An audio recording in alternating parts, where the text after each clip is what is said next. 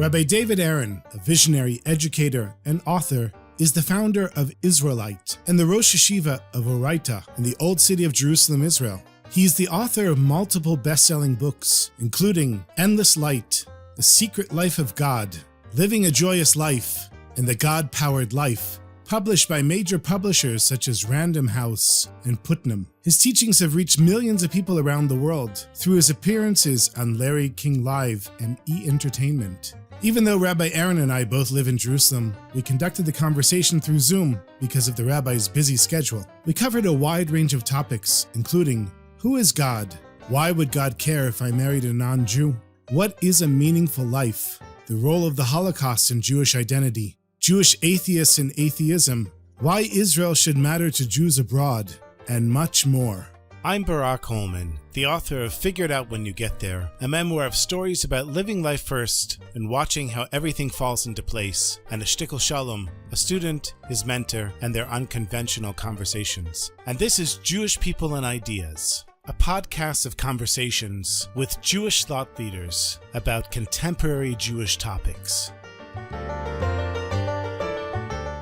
Who or what is God, and is he out to get me? So first of all, I want to start off with God is not a what. If at all, God would be described more as a who. Very often when people want to be politically correct, they say he, she, it.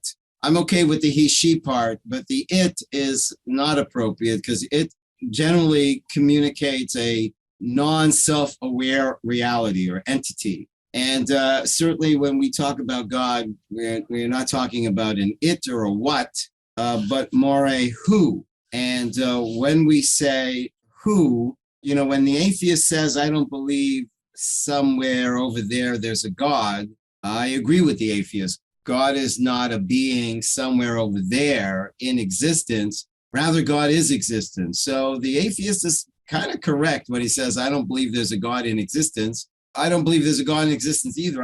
I believe God is existence. In fact, the word that has been translated as God or Lord is the Hebrew word, the Yud, the Hey, the Vav, the Hey, which is associated with the Hebrew word Havaya, which literally means existence. And it's referred to as Shema Havaya, the name of existence. And therefore, our understanding is that God is existence and infinitely more, because no matter what we say about God, it will always be relative to our limited capacity to think. So we need to realize that. But God is existence and infinitely more. We exist within God. We are a part of God.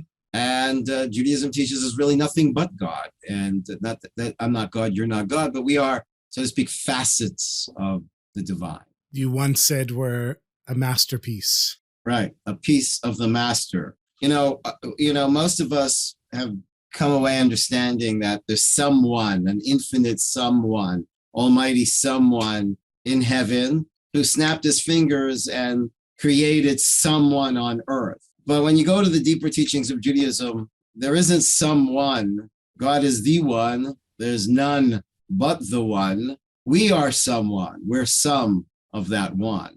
And that's the deeper understanding. You see, most people, they have a dualistic understanding. There's God and there's me. And this God is telling me what to do. And I have to give up what I want to do what he wants me to do. And he's got all these demands and insists that I praise him all the time and threatens me that he will punish me if I don't.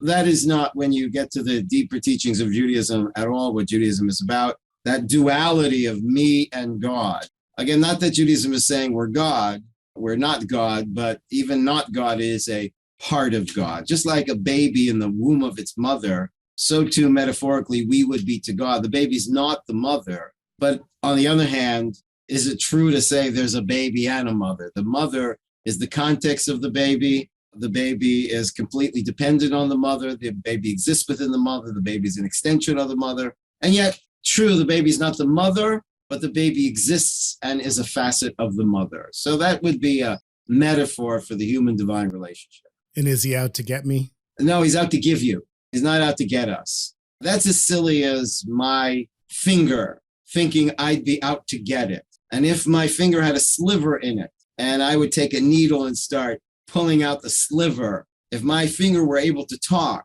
and it would say to me, Are you out to get me? Are you trying to hurt me? Why are you doing this to me?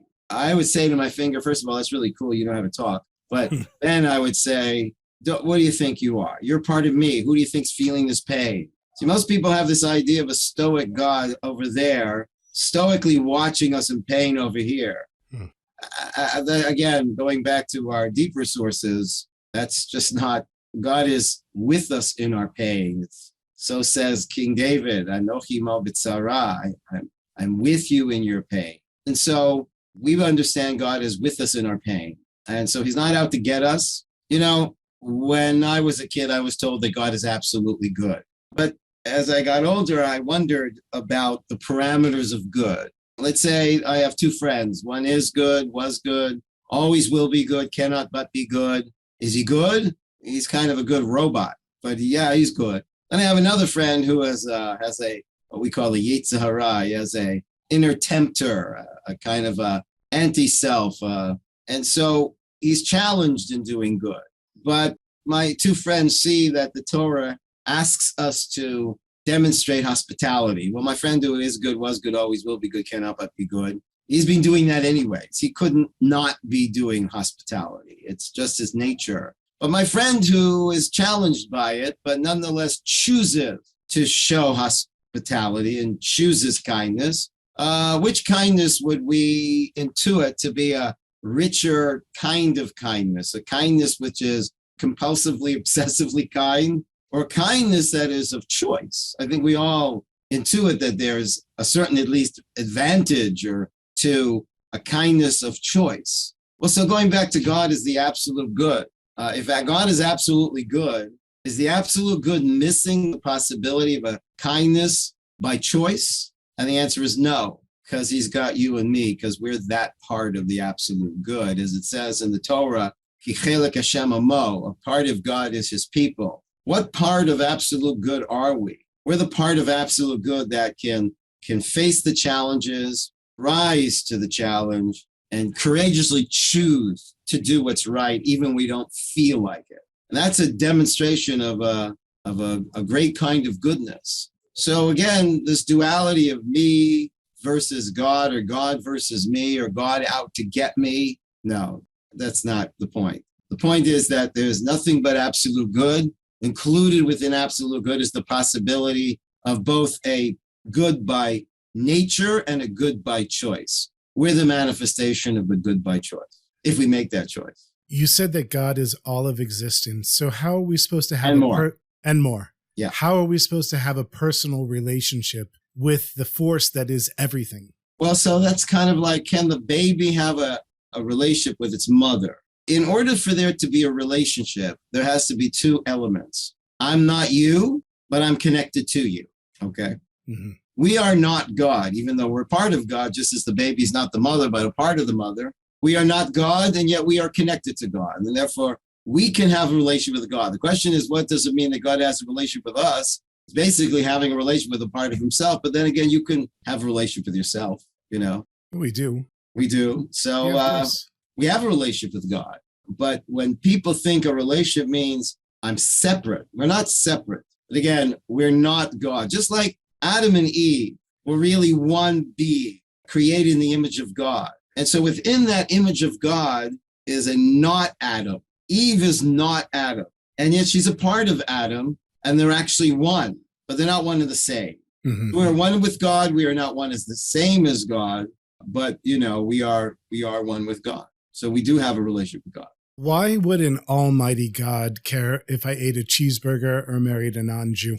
Going back to the absolute good, included within the absolute good is the possibility of a good born of choice. Now, a lot of people would say, so then based on that, isn't it good enough to just be good? You know, like all these laws like cheeseburgers or anything else like that. Mm-hmm. Well, so this is the claim of Judaism. Judaism claims that good is a science. And then most people think that good is pretty simple. Smile, don't say nasty things, maybe write out a check to your favorite donation, favorite organization, whatever, and then you're good. But let's be nice to people, right? Yeah. If somebody says, I'm nice, why do I have to to worry about Most of the time, mitzvot. people say, I'm a good person. I've never hurt anybody. Well, not hurting people doesn't make you a good person. It makes you just not a bad person. Mm-hmm. But I'm going a little bit beyond that. Let's say I had to go get, God forbid, brain surgery. And I'm talking to the surgeon that's going to be cutting into my head. And I say, excuse me, forgive me for asking, but what are your credentials? And he says, I'm a good person. I smile at my patients. I've got really great bedside manners and I'm very kind. So I say, well, that's really great, but how does that make you a good doctor? I'm hoping to hear that you've had many, many years of study and many, many years of interning. And no, I'm a nice guy. You wouldn't let this guy cut into your head. So when we talk about being a good person, we don't think that there's so much detail to that. But if I were a good engineer, a good doctor, a good dentist, a good lawyer, there's a tremendous amount of detail and skill and science that goes behind that. Judaism is saying to bring goodness into the world is a science. And that I could do a whole class on the meaning of kosher, but I don't think it would be enough. I see the laws of Judaism as the details of how we engineer our lives to choose good and be a channel for the presence of God into our perceptual world. So this is a well-known question, but it's relevant to what we're talking about now. Why do good things happen to bad people and bad things happen to good people? So first of all, I love when people ask me that question because it's a sign that they think I'm the Messiah. And I appreciate that compliment. And I'm just not allowed to reveal that truth about myself just yet. So I don't have that answer. Moses asked that question of God, and he didn't get that answer. So I can't give an answer. I can give a direction. The claim of Judaism is that everything that happens to us is for our ultimate good. Do I understand that? No, I don't. But then again, imagine a seed that doesn't know it's a seed, and a farmer that the seed doesn't know is a farmer buries the seed alive. From the seed's point of view, this guy is some psychotic murderer. Just kill me, don't bury me alive. And there, that seed is under the ground, decomposing and definitely dying. If we were to whisper into that seed's little seedy ear, guess what? You're not dying and he's not trying to kill you. You're blossoming and you're about to become something even greater than you could ever have imagined. Is it possible for that seed to even fathom what we're saying? No. And so too, when we go through trying times, we just can't fathom what this is about. But Torah is insisting that it's about our growth. It's about what is in our best interest. And that someday we will see and look back at it all and only be grateful. I remember one rabbi said, these great questions will be answered when we die. How much in a hurry are you? So I said, okay, I'll stay here with my questions. We are in the world of questions. Part of what it means to be human is to make choices without knowing all the answers, because that is true courage. Imagine you have a fellow in the army and his platoon is under attack and he does something absolutely outrageous and runs into the middle of the field and he saves his entire platoon in this incredible, courageous act. And the army decides to award this guy what we call an ot kavod, an honorary award. Medal of honor. A medal of honor. But just before the dinner and the ceremony, the guy says, look, I just want to tell you something. I think you should know that I'm psychic. I'm 100% psychic. I've never been wrong. So I knew that no bullet would hit me, as well as I know I don't look it, but I'm made of steel. And so if a bullet would have hit me, it would just bounce off. So are you sure you want to give me a medal of honor? Because I really didn't take any risks. So you know what? No guts, no glory. Mm-hmm. So too, we're the part of God called the kavod. We are the glorious part of God because we don't know, because there's great questions, because there's risks. That's why we have the opportunity for very bold, courageous choices. And that's what we're here to do in this world, to make manifest that part of God which is through making choices, bold choices, and taking risks. So that leads into the next question. So people want to live a meaningful life, but do people know what a meaningful life is? Like, what is living a meaningful life? Wow, great question. A meaningful life is the same as a meaningful word.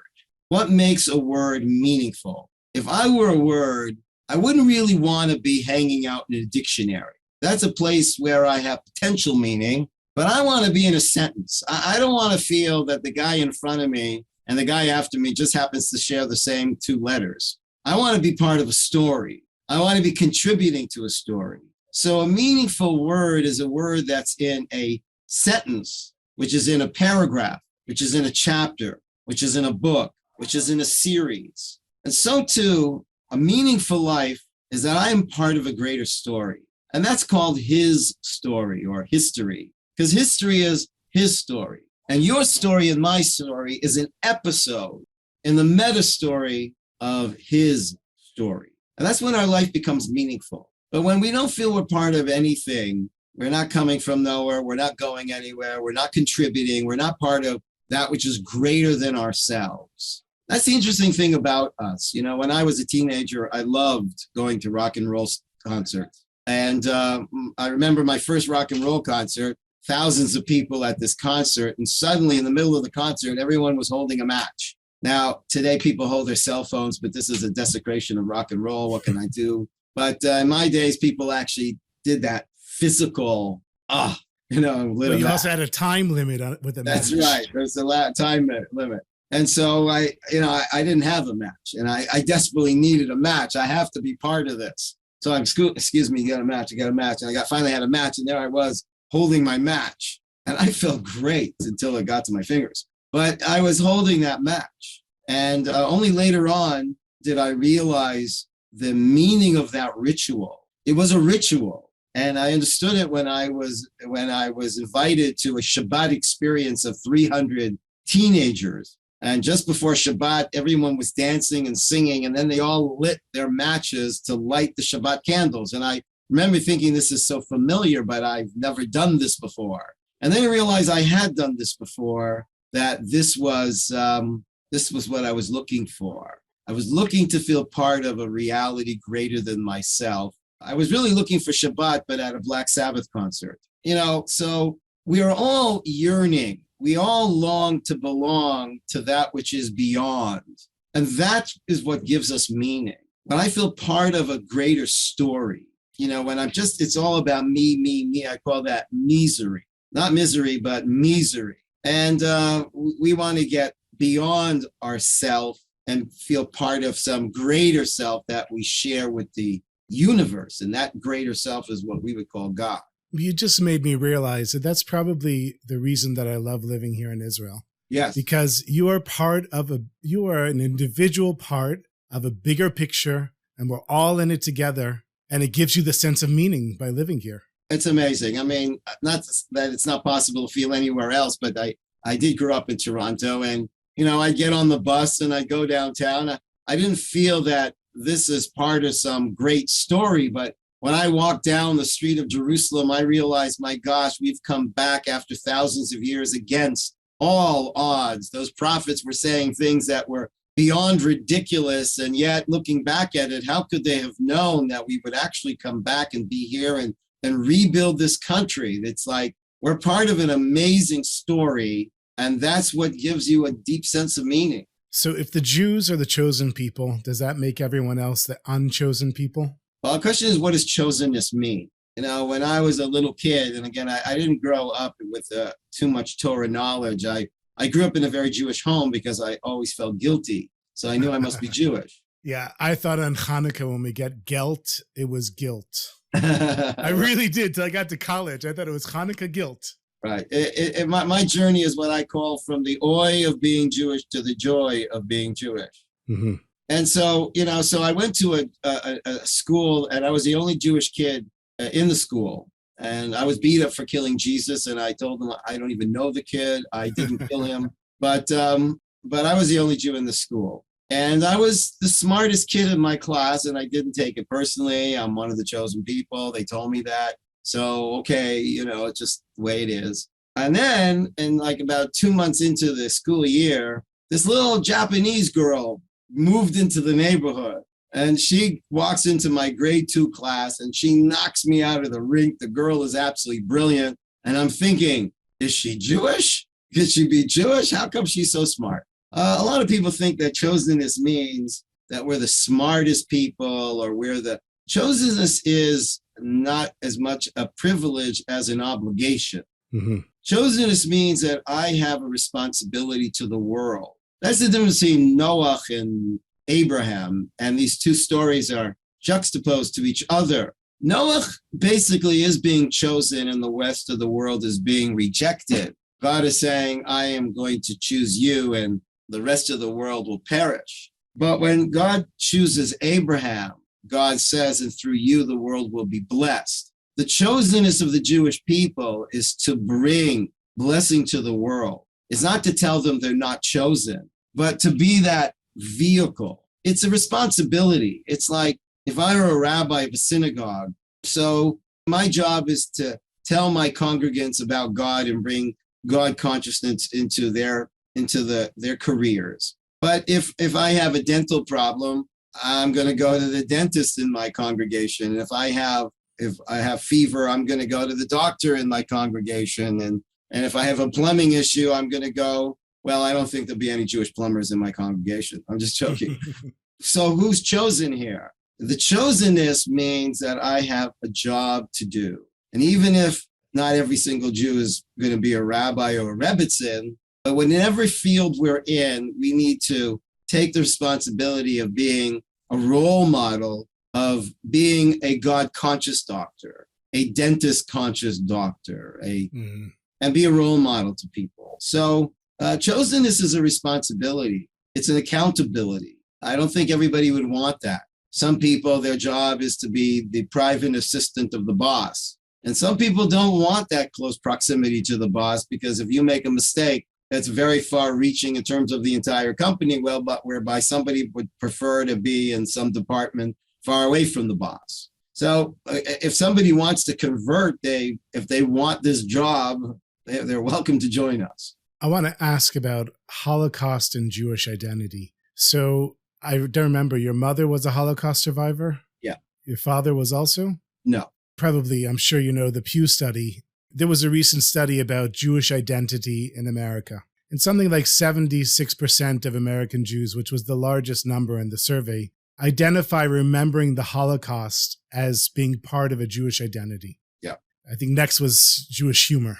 And it was far away. It was like, 50% or 40%, whatever it is. The Holocaust has clearly become the defining standard for what makes you a Jew. You remember the Holocaust. So what role should the Holocaust play in a Jewish identity? If someone were to ask me, so who are you, David Aaron? I would say a son of a survivor, which is very interesting because I had this conversation with my sister, who is 3 years older than me. And I said to her, I had mentioned this to her and she was shocked. She said, I would never say I'm a daughter of a survivor. So I thought, isn't that interesting? We're both the children of the same mother. And yet my sister doesn't see the fact that she's a daughter of a survivor the core of her identity. This is who I am. This is why I'm sitting here talking about Judaism. So much of what I'm about is very Holocaust conscious. Because in my youth, I woke up to my mother screaming, having a nightmare of the concentration camp, and I was bombarded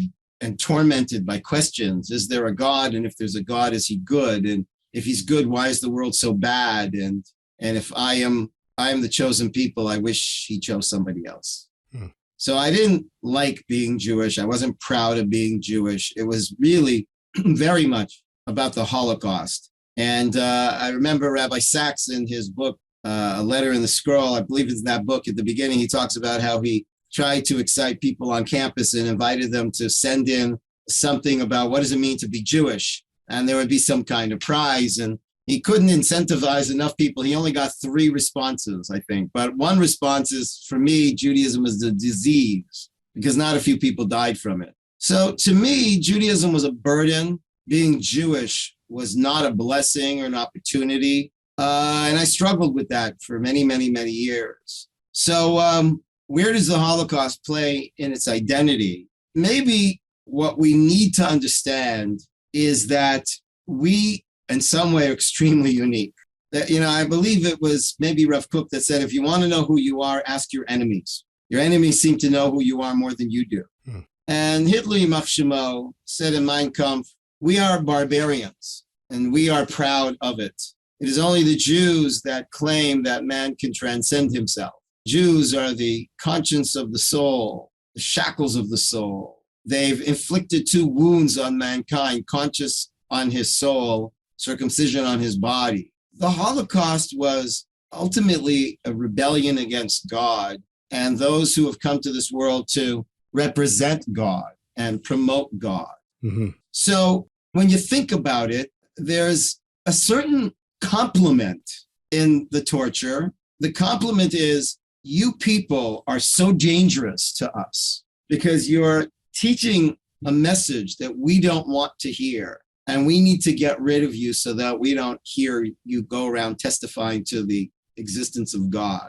So I think we should look at the Holocaust not only in terms of the horror of it, but also in terms of taking ourselves that seriously, that so many people found us to be such a threat that they felt the only way to deal with that threat is to completely annihilate us. What is it about us that was so threatening? And Hitler said that we are bringing conscience to the world, and that's what's threatening. So we're basically taking the bullet for God in a certain way, because he was out to kill God. He was out to kill God.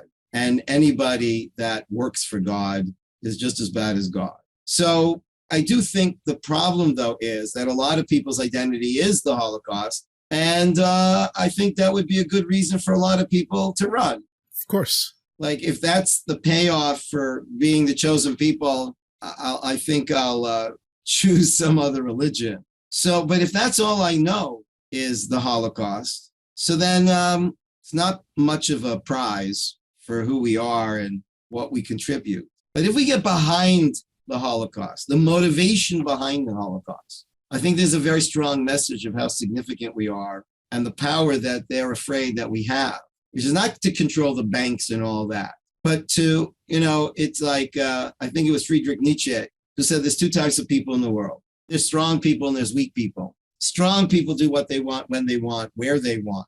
But the weak people, they're smart. And to protect themselves from the strong people, they invented morality to make the strong people feel guilty that they're so strong. And who are the weak people that invented morality and have the patent rights to guilt? The Jewish people, says Nietzsche. And Nietzsche actually wasn't an anti-Semite. He wasn't saying it like to spew hatred towards the Jews. It was Hitler, big fan of Nietzsche, who twisted those words to his own, his own philosophies and hatred. But I think it's important to understand that the Jewish people, in a lot of ways, are what people might call a party pooper. We want to party, and you're telling us to have conscience and to self-transcend and to get beyond your animalistic side and demonstrate, kindness and compassion and peace and love. And, idolatry is the deification of nature. People think idolatry is, oh, you've got your religion, I've got mine. You like to bow down to trees, I bow down to whatever. No, idolatry was the deification of nature, which has a far-reaching moral comment, which is whatever comes naturally is good. And if you go against the nature of man, you are destroying man. Judaism is saying, don't be natural, be supernatural. Get beyond your animalistic side and do what's right even when you don't feel like doing it. And that's a very disturbing message to a lot of the world. A lot of the world likes that message because we've succeeded in convincing the world about that. But there's still a lot of people in the world that would rather be part of a wild jungle than a royal kingdom. And we're here, the Takein Olam b'Malchut Shaddai, to establish this world into a kingdom where we're all working together in service of bringing King, who is called Good Almighty, into the world. So unless we deeply understand what's behind the Holocaust, then just knowing about the history of the Holocaust and how horribly we were treated and tortured and murdered is a good incentive to go find something else to do and identify with, I think. So I think it's great, and don't get me wrong, I think it's absolutely important that we have Holocaust museums. But I think we have to establish museums that not only remember the death of Jews, but museums, or not even museums, but living centers that celebrate the extraordinary life and life force of the Jews. And I think we need more of that these days. And so again, I'm not in any way diminishing the incredible importance and the great work that people do in the amazing museums of remembering, because those who don't remember the past are doomed to commit the same crime in the future. So we have to remember the past, but we also have to get to the core of that past and get past it. Get past the past. That's right. Get on with the future. I'm not asking you a question. I just want to respond to what you said. I grew up in North Miami Beach. So I grew up with the older generation were all Holocaust survivors. And I was the boy chick that they wanted to put all of that on. Don't forget, remember. And it was like so much, exactly what you said. I just wanted to run away from it. It was when I came to Israel that I found the answer. I interviewed Ruth Weiss, the last podcast I did. And I asked her about the Holocaust Museum in America versus Yad Vashem. She said, Yad Vashem, you go out and you see the Jewish answer to the Holocaust. She said, that's the difference. You leave the museum in America, you go out to America. Here you see the living, breathing answer to the Holocaust. And for me, that was the fixing. That's what I needed. That's right. For me, it was moving from the oi to the joy. It was a lot of oi, a lot of pain, a lot of sadness. And, that's why I started an organization called Isralight, because Rabbi Kook has a saying that the righteous, rather than focus on the darkness, add light. And that really so deeply resonated with me, because I felt, yes, so much of my Jewish identity is about remembering the darkness. And I'm not saying we should forget the darkness, but we have to add light. And so much of my identity was what they're not what we are, or what we were, and not what we can become. There's two quotes that I learned from you. I don't know if they're your quotes or you got them from somebody else, related to marriage. Mm-hmm. And they've been very helpful to me. I've been married for 25 years now, Baruch Hashem. So the first one is, the marriage made in heaven is the one that you worked on here on earth. I think that's actually mine, but you know what? It's all God's. Let me tell you, I'm really telling you in the most honest way, that has saved my marriage again and again and again. And I tell people all the time, you're not going to find the perfect person. You need to work on it. And then you have the perfect marriage. Yes. And the second one is that love is a verb. Have you heard that? I don't remember ever saying that, but okay. I do believe I did learn it from you.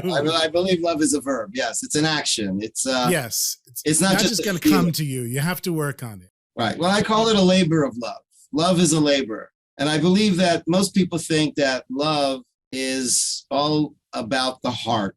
But I believe that true love and the success of love is about being smart. I think a lot of people's relationships break down because they're just not being smart with their spouse.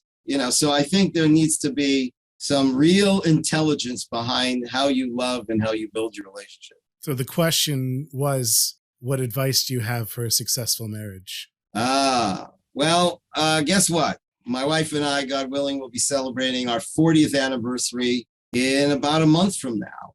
Zat Hashem, in good health. So, amen. I will share one of the advices I got. When my wife and I got married, we took a walk the next morning, and a complete stranger walked up to us and said, Mazel Tov, I'm sorry I couldn't make it to your wedding last night. We didn't know who he was. So we said, we don't want to hurt his feeling. We said, sorry you couldn't make it. So he said, but I would like to give you a gift. Oh, that's unnecessary, but okay. We'll take any gifts. So he said, a piece of advice. I'm thinking, talk is cheap, but okay. And this was his advice to two lovebirds floating down the street after their wedding. He said, don't ever go to sleep on an argument. Now that sounds so cynical. And we thought to ourselves, argument? When would we ever have an argument? What could we ever argue over? I think that's what we argued about was who didn't invite this guy.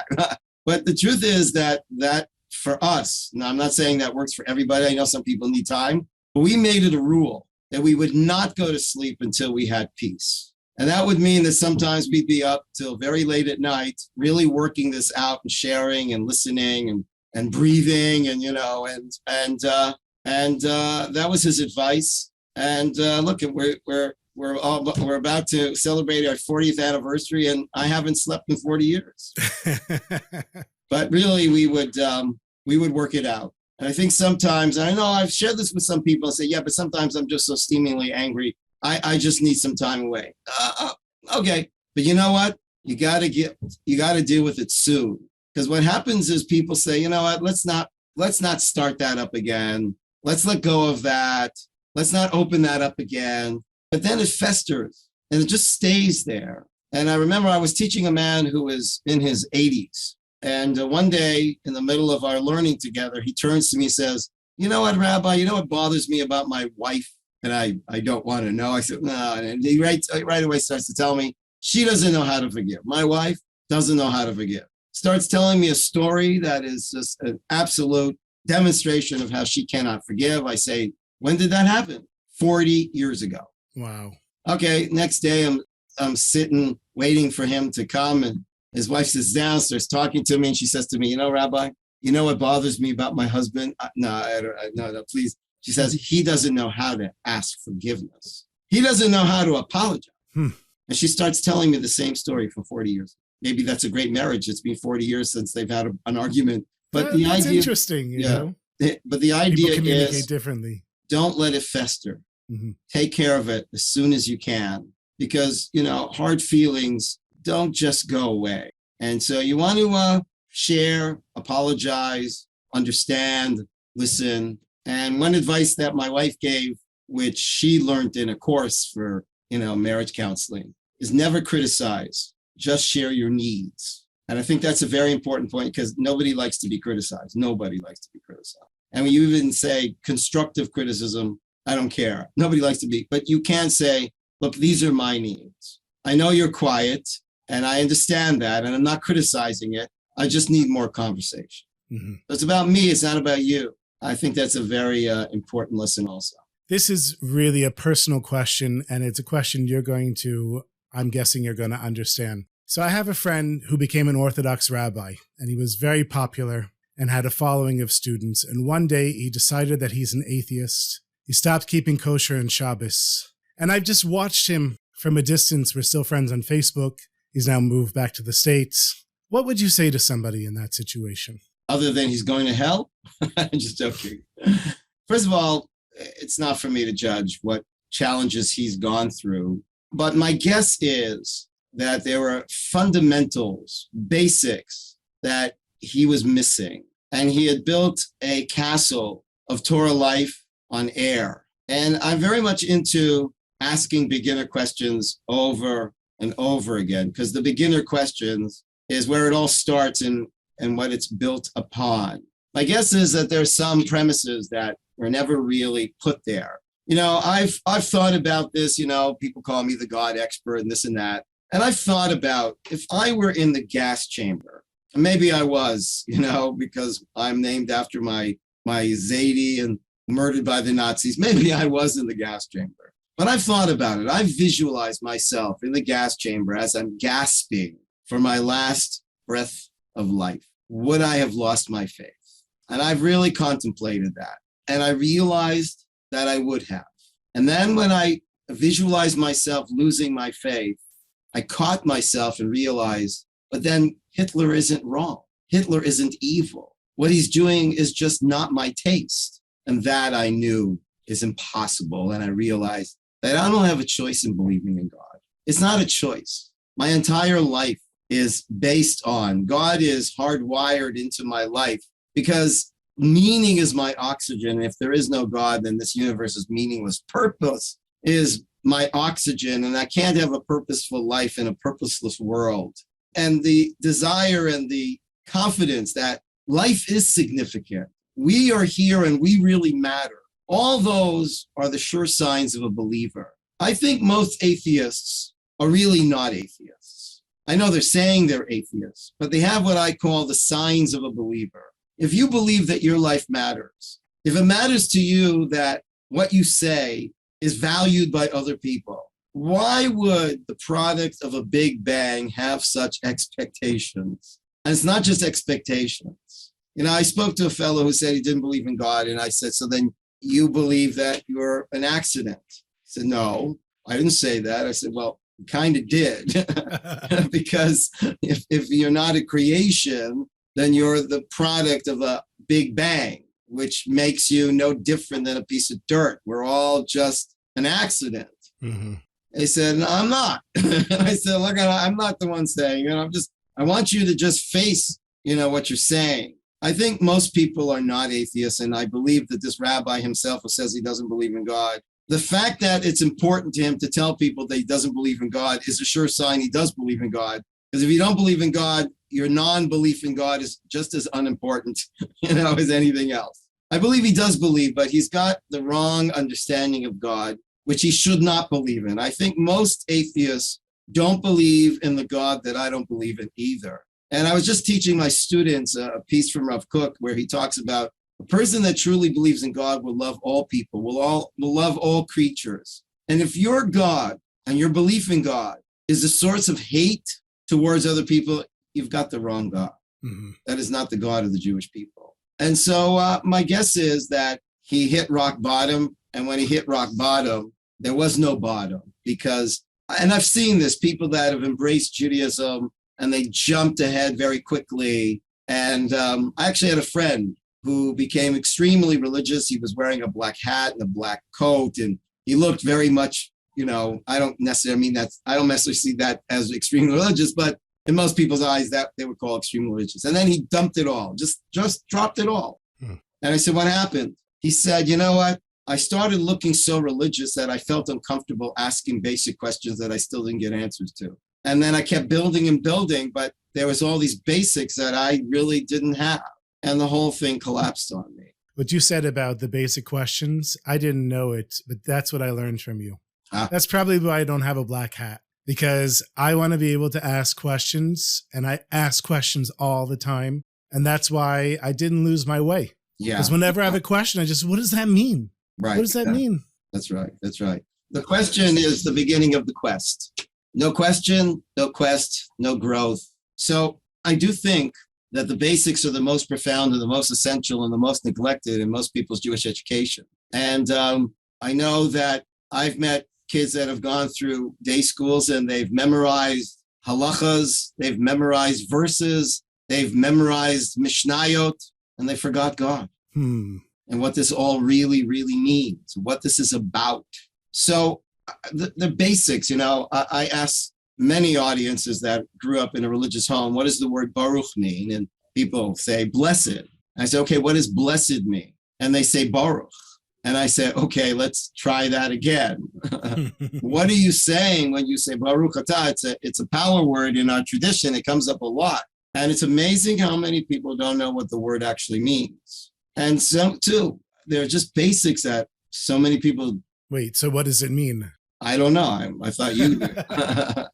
It means you are the source of abundance. So if I'm holding an apple and I say Baruch Atah, I'm not saying thank you. I'm acknowledging, of course, there's an expression and awareness of gratefulness here, but I didn't say thank you. I did say something very specific. Baruch Atah Hashem. You, Hashem, are the source of blessing. You are the source of abundance. And this apple is more than just a piece of fruit.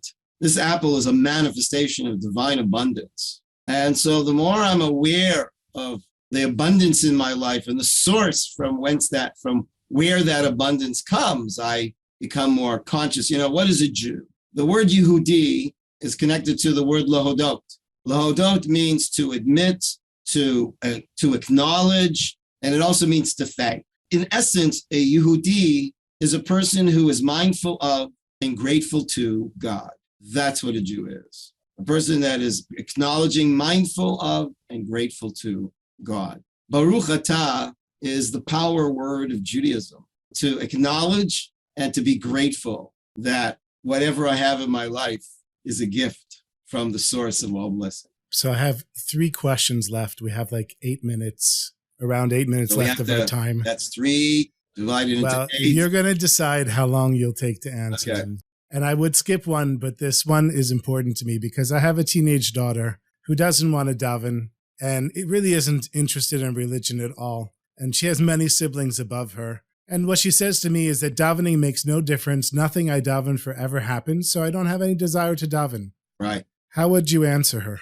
Well, we don't have enough time for sure, but we would begin with, she doesn't know the purpose of davening. The purpose of davening is not to get an answer. But most people think I pray to be answered. If I don't get answered, then clearly nobody's listening, nobody cares. And so we would have to redefine for her what it means, lehit palel. Because lehit palel in Hebrew has been translated as prayer. And most people understand prayer to be, I'm trying to get God to want what I want. I'm trying to get him to change his mind and want what I want. That is not Jewish. My goal is not to get God to want what I want. How do I know what I want is really what I should want? And looking down the line and 50 years from now, that was really the best thing for me. Well, how do I know what's really good for me or what's not good for me? So she would need to go back to the basics and someone explain to her, what actually are we trying to accomplish when we are mitpalel? But in a lot of educational contexts, that's not being clarified. The kids are being forced to pray, and they're being marked whether they're praying or not. And they develop a trigger of distaste for the experience. So a lot of, by the way, my experience with people that have left the path is it's more psychological than philosophical. There's some wound going on here. There's some anger going on here. I believe that a lot of people don't believe in God is really not that they don't believe in God, they just don't like God. And I understand why they're challenged. That would be a very important conversation. Why, after the Holocaust, should we still like God, or actually we're commanded to love God? So I think it goes back to my issue with what I'm seeing in the Jewish world is we're not teaching the basics, and it'll catch up to us at some point. So I would say that is part of the issue, is that she's always believed that praying to God is getting God to want what she wants. And if he doesn't seem to do that, then why should I do that? Why should Israel matter to Jews outside of Israel? Well, you're asking 3 questions in 8 minutes, which are the biggest. No, take your time. I don't care. I'm sitting here as long as you want. Each podcast could be just that question. We can do a series of podcasts if you want. Look, you have to understand that there's a practical way of looking at the land of Israel, but there's also a metaphysical way of looking at the land of Israel. Being that I'm kind of more attracted to the metaphysical side of things, the land of Israel is the conduit of blessing to all of mankind. And when the Jewish people are here and we build a country that is that embodies the values and the vision of God for this people, this country, we become a conduit of blessing to the world. And we brought a lot of blessing to the world by being with them in the exile. But the time has come for us to come home and build home. And when we're outside of Israel, we're basically a lifestyle of religion. But our goal wasn't to be just a lifestyle of religion. Our goal was to be a nation with a government, with everything that nationhood includes and requires. We were meant to not be role models as individuals. We were meant to be a role model nation to nations. And that's why very often someone will say to me, look, I'm on college campus and I don't see any difference between Jewish people and not Jewish people. And I said, you shouldn't expect to see that on an individual level. I don't think you're going to see that difference, but on a national level. And when that individual Jew becomes an active member of that national identity, look at the history of the Jewish people and look at what this country has accomplished and look at the extraordinary values that we have and the way we even wage war. And, we call it the IDF, the Israeli Defense Force, because we only want to be in defense. We're not looking to go on the offense. That's our message. We just want peace. And so we're not looking to conquer anybody. We're just looking to be ourselves and reclaim the promise of the promised land that was given to us. So on a metaphysical level, until we come to this land and build a nation under the reign of good Almighty, that's the importance of the land of Israel. Okay, you ready for the last question? Okay, I'll take a deep breath. Take a deep breath, because this is an interesting question. Imagine you had a giant billboard that millions of Jews would stop and read the message on the billboard for a few seconds. What message would you put on your billboard? It would be a message that people won't believe. The message is God loves you. And people would think that must be some Christian guy wrote that. You'd have to put a picture of you on the billboard. Yeah, I want you to know that I wrote a book on the holidays, Jewish holidays. I wanted to call the book You Are Loved. My publisher took it to the marketing department, and they said no. And I couldn't believe it. I thought it was a brilliant title. And I said, I don't stand it. A title of a book should kind of deliver a promise of what's in this book and what's in it for you. And everybody wants to be loved. So this is their answer. You're right. Everybody wants to feel loved. Everybody wants to be loved. But a title has to be credible, and nobody believes they're loved. Wow. That's what they said. So they wanted to call the book Dating God. I said, Dating God? What kind of crazy title is that? So it's your title. You wrote that in the first chapter, that the holidays are like a date with God. I said, okay, it's okay for a sentence, but not for a title. So we agreed on inviting God in. But I think people don't understand that we are one with God. We are one with each other through God. And but I think most people wouldn't understand that billboard. And so my other option would be that, God is one and you are some of that one. But you know what? There's an organization, a nonprofit organization that promotes atheism, which of course is nonprofit because they don't have any profits. But they raise money to promote atheism. And they actually had billboards and advertisements on buses that said, there's probably no God, so relax. I thought, wow, that's so telling. That's exactly the problem. For a lot of people, God is stressing them out. I'll be punished. Somebody's watching me all the time. Someone's out to get me. And you know what? If that's their God, then it's better they not believe in God at all than to believe in a God that's out to get you and to hurt you and is trying to control you and diminish you. That's the God that, an atheist came to the Lubavitcher Rebbe and he said, I don't believe in God. And he said, the God you don't believe in, I don't believe in either. Yeah, there's a lot of education that needs to happen. Thank you very much, Rabbi. Thank you. Thank you so much. All the best. Shalom, shalom.